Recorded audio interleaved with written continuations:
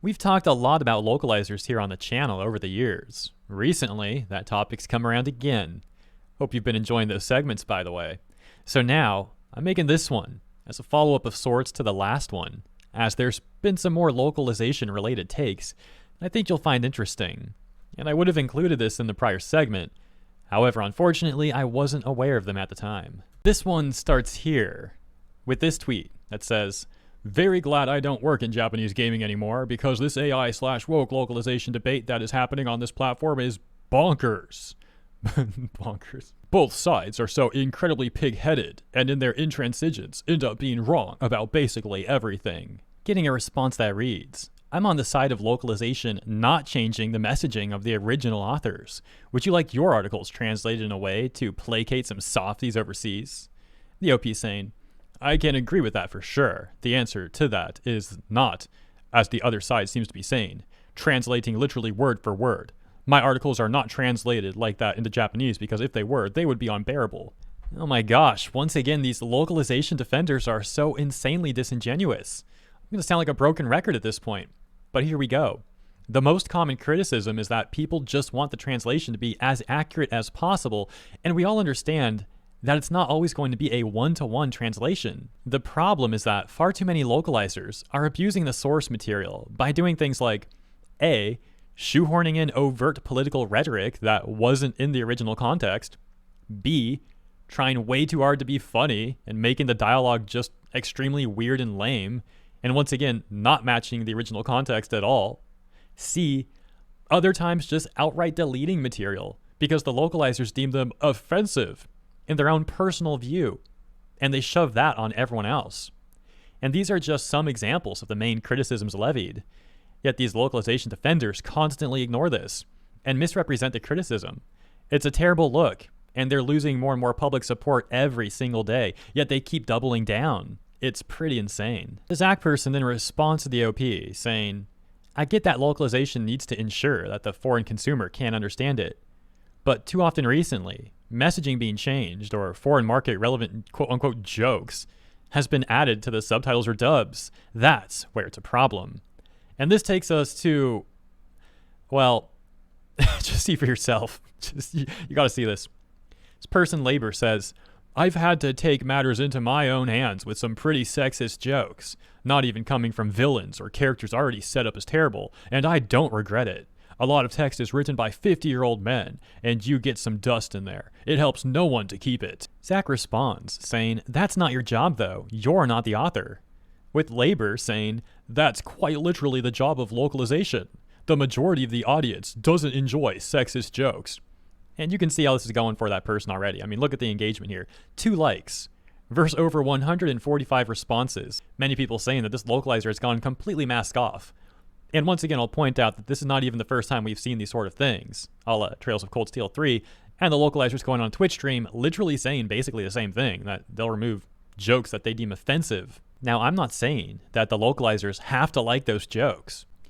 And since that Labor person didn't provide specific context to what they removed, I don't even know if I would like the original dialogue either, because I literally don't know what it is. However, it doesn't matter if any of us like it or not, because it's not up to the localizer to literally censor the material just because they personally found it offensive. Yet they're trying to act like they're the frickin' censorship police over here, when they're supposed to just be localizing it. And they're also trying to stretch the localization term as far as they possibly can, so they feel like they're in the right when they're abusing their positions like this. Back to the conversation, and you can see Zach getting 1,200 likes on his response to the tweet by Labor that got 2 likes. Zach saying, "That's again not your job. Your job is to translate the jokes and messaging of the original author in a way for the joke and messaging of the author to be understood to a foreign audience." Finishing his tweet by saying, "I bet you're translating Huck Finn as well from its original text." And Labor saying, "Oh, you're one of those, LMAO." One of those? What, someone that just wants accurate translations? I don't know what they're getting at. To be fair, I don't understand the Huck Finn comment, but yeah, this looks like a bunch of crazy from the localizer, at least from what I can see in my opinion. And that localizer is so on the nose here. Like, we have seen them say stuff like that before, but going full mask off right in the middle of all this recent localizer criticism, it's just rather astonishing in a way. So much so that I wondered if that was supposed to be satire or bait or something like that. But that labor account, that account's been around since like 2012, and it does look like a pretty real account. Now, let's take a look at more of the backlash they're getting for those statements. Scrolling up slightly to this tweet where they said, "That's quite literally the job of localization. The majority of the audience doesn't enjoy sexist jokes." Nalfgar94 responds, saying, "How do you know that? Are you a mind reader? The majority of the audience gets into this stuff because of what it is, with the expectation that the source is respected and brought to us as faithful as possible. People don't get into Japanese stuff just for it to be changed into something else. We get into it because of its unique nature and differences from the West. Quite disrespectful of the author's work, too, as well as to alter it in whatever way you feel like. Your job is a translator, that's it." Akio saying, 11,000 people saw this, and a single person agreed with you. Although now it looks like 16K saw it, and 2 agreed. Snacktuber says, "By assuming the audience is not mature enough to understand the common popular trope among Japanese authors, in which they hate even perfect heroes, so they often add a very lighthearted yet perverted, or even very perverted / stupid side to them, tells me you already do not understand the actual audience. People want the dry cut as close to English, with even subtext for the original puns as it can get. No buts. And don't try to say, but women will get offended by the joke. We'll be more offended. You thought to hide it.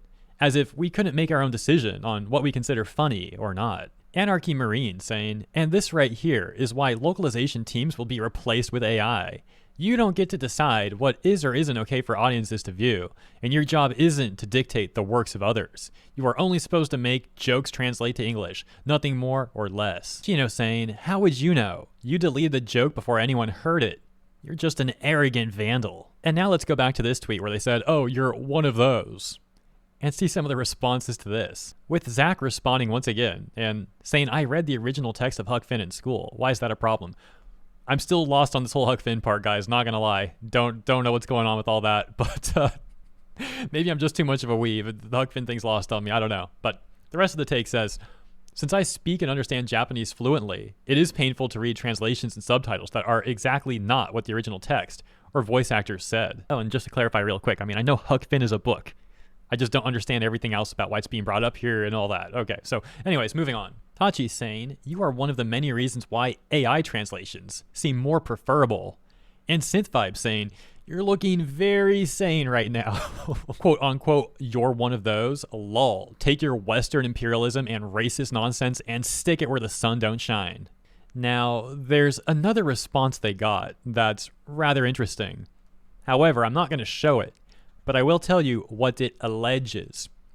This particular response we're talking about says, quote unquote, "and you're one of those," and posts 2 pictures, one of a localization credit, allegedly with the name of this labor person, like their actual name. And the second picture shows that name again, and 4 different SA related charges, like some very serious stuff, some very, very bad charges. Now, as much as this localizer is acting like a weirdo, I don't know for sure if the charges are real or not edited and made up, or if that's even the same person. So make of that part what you will. And that's where we're going to conclude this segment. As always, thank you so much for tuning in. Consider letting me know your thoughts in the comments. And if you enjoyed this segment, consider liking and or subscribing for more segments like this. And I truly appreciate it. Catch you in the next one.